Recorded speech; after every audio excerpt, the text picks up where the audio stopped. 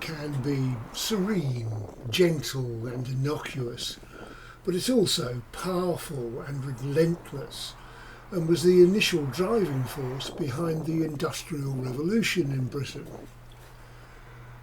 A genuine entrepreneur, Richard Arkwright, son of a Preston tailor who became a wig maker and financed his first inventions from a permanent dye he created for wigs, built a spinning frame and patented a rotary carding engine, and eventually put them both in the first real factory, a many-floored mill at Cromford, which was powered by water.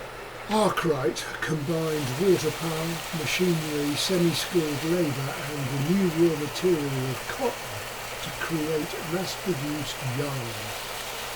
He ingeniously utilised hydropower at Cromford mills by harnessing the water from the nearby Bonsall Brook and the warm water drained from Worksworth lead mines, using a system of channels, bridges, dams and canals. He created a reliable year-round supply of water to power waterworks. And that transformed the manufacture of cotton into England's major industry, creating a system of factory production that eventually spread throughout the world.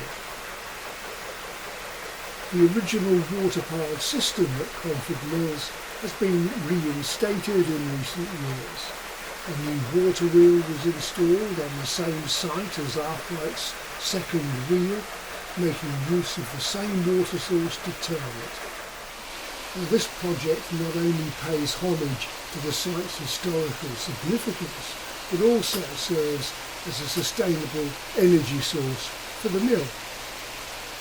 Oddly, Arkwright was initially hostile to the adjacent Cromford Canal, developed at a time when canals were playing their own part in creating the British Industrial Revolution. Cromford Mills, recognised as the birthplace of the modern factory system, eventually utilised this newfangled means of transport as well, and linked it to their own hydro-engineering. It is rather irresistible, water power,